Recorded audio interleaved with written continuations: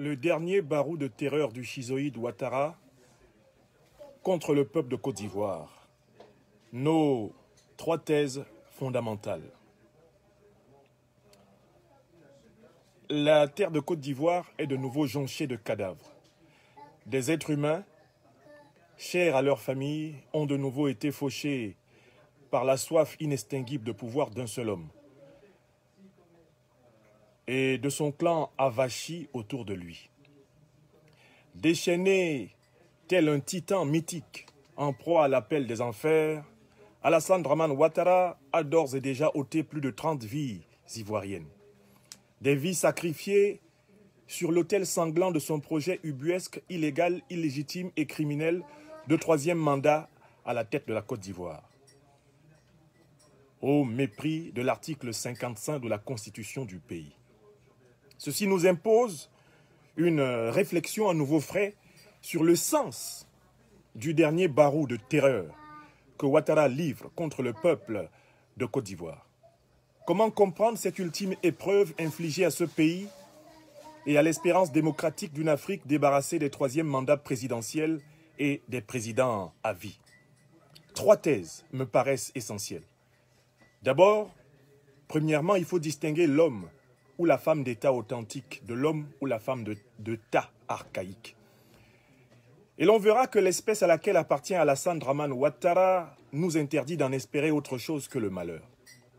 Ensuite, il faut comprendre que le combat de Ouattara contre le peuple ivoirien est la dernière étape d'un combat démoniaque intérieur entre Alassane Ouattara et lui-même. Car l'individu souffre manifestement d'une schizoïdie ancrée dans une enfance reniée.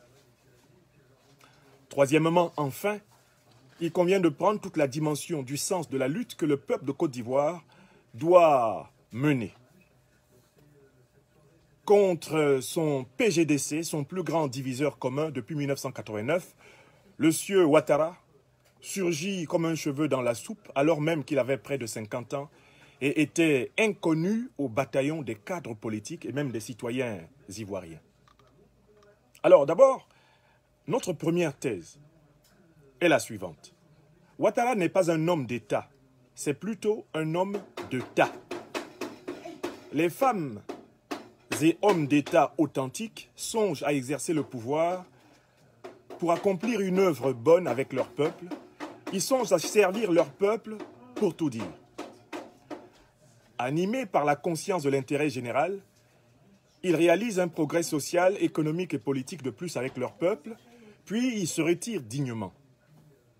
Les hommes et femmes d'État authentiques viennent, ils vivent et s'en vont avec la même élégance, dans le respect des lois justes et de la volonté souveraine de leur peuple.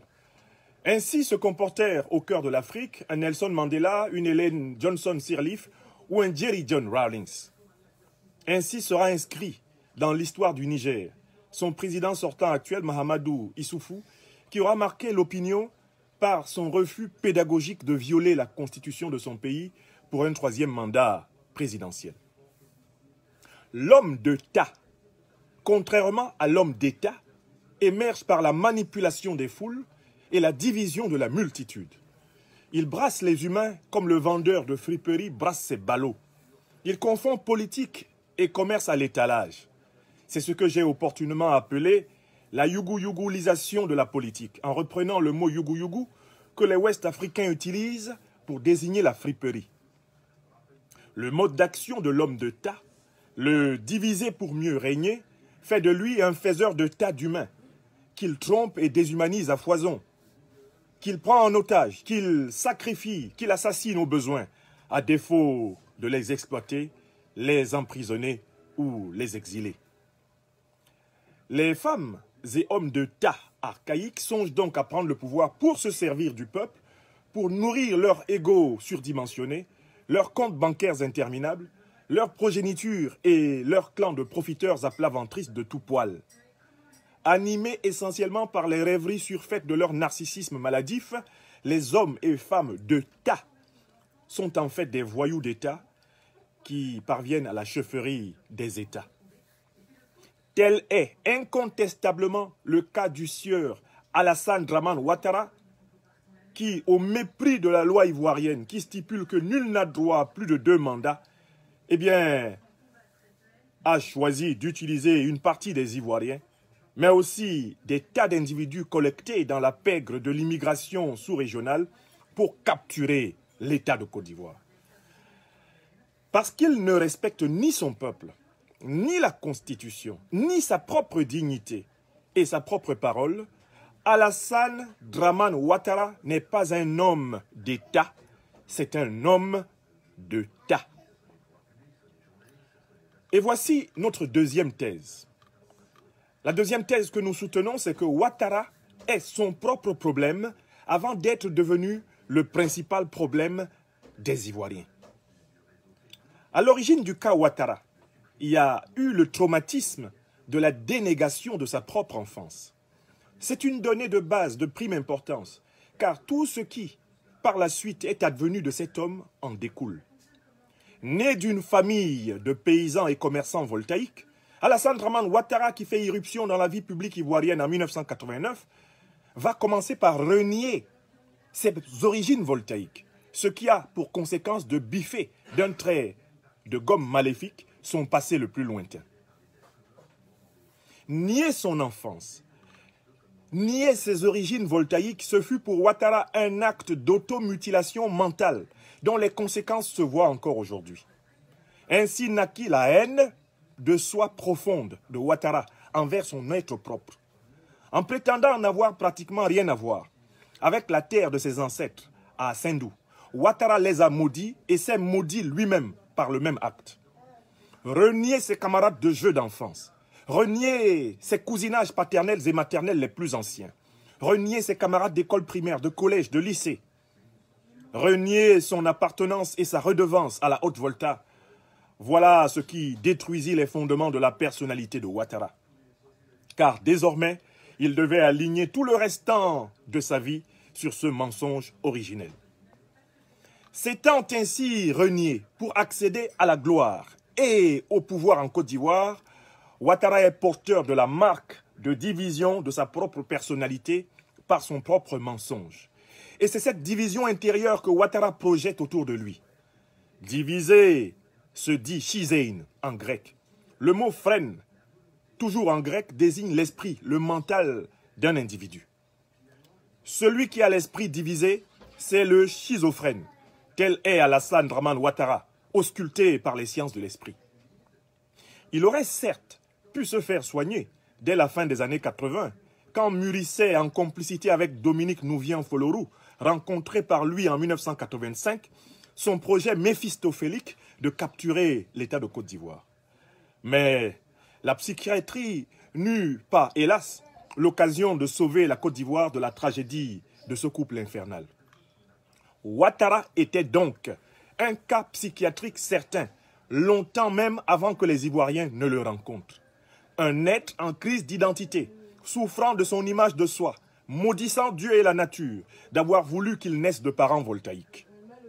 À quel moment l'individu Ouattara deviendra-t-il cependant le problème de la Côte d'Ivoire lorsque Dominique Nouvian-Folorou, sa véritable coach politique, l'introduisit avec succès dans le cercle proche du président Félix Houphouët-Boigny.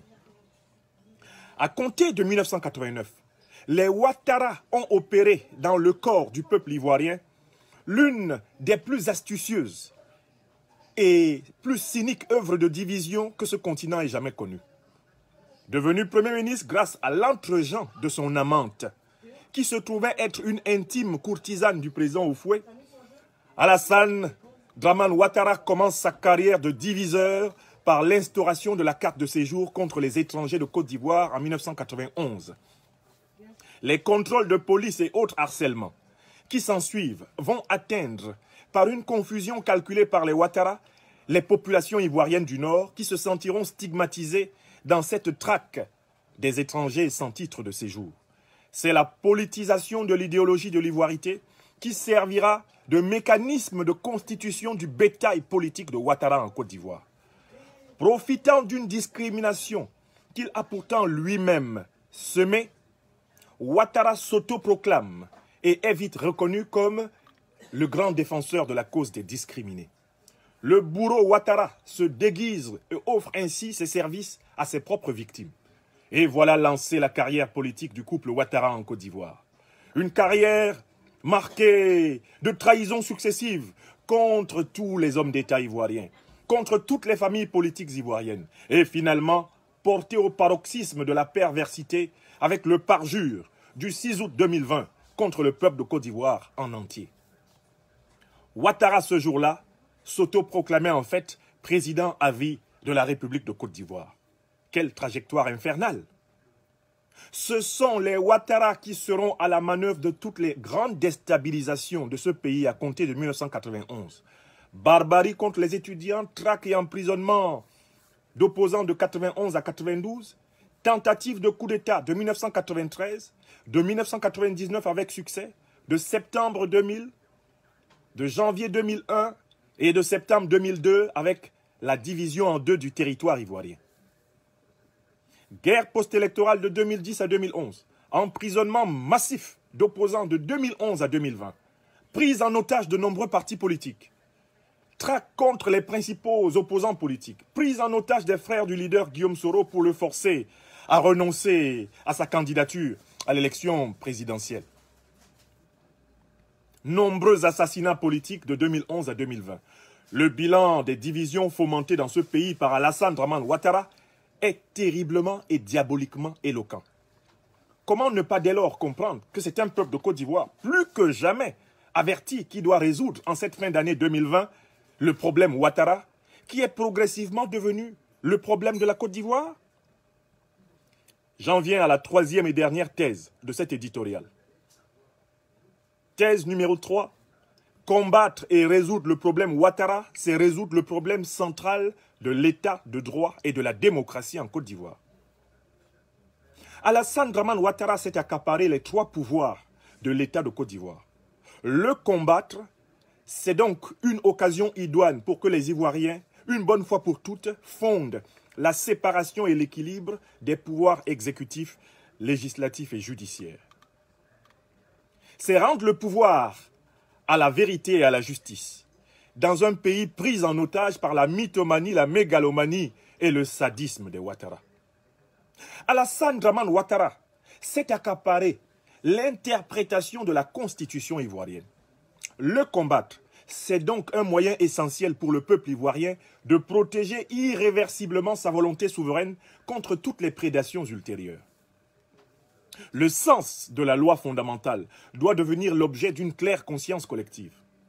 Combattre Ouattara, ce sera donc sortir du règne de l'état de nature pour entrer dans celui du droit. La Côte d'Ivoire n'aspire qu'à cette paix juste, que rend impossible le mépris de la vérité et de la justice qui est la marque déposée des Ouattara. Alassane Dramane Ouattara s'est accaparé les moyens financiers, militaires et infrastructurels de l'État de Côte d'Ivoire. Le combattre, c'est donc une occasion toute trouvée pour que le peuple ivoirien mette définitivement de l'ordre dans la gestion des biens publics ivoiriens. Comment un chef d'État a-t-il pu légalement se retrouver avec 342 milliards de francs CFA de budget de souveraineté tous les ans dans ce pays? Voilà une plaie encore béante à soigner, celle de la corruption purulente que le régime Ouattara aura portée à son summum sous nos yeux hagards. Comment un chef d'État a-t-il réussi à créer une milice à la barbe de la nation ivoirienne et avec les moyens de l'État de Côte d'Ivoire? Voilà un autre domaine pour lequel le peuple de Côte d'Ivoire devra trancher dans le lard.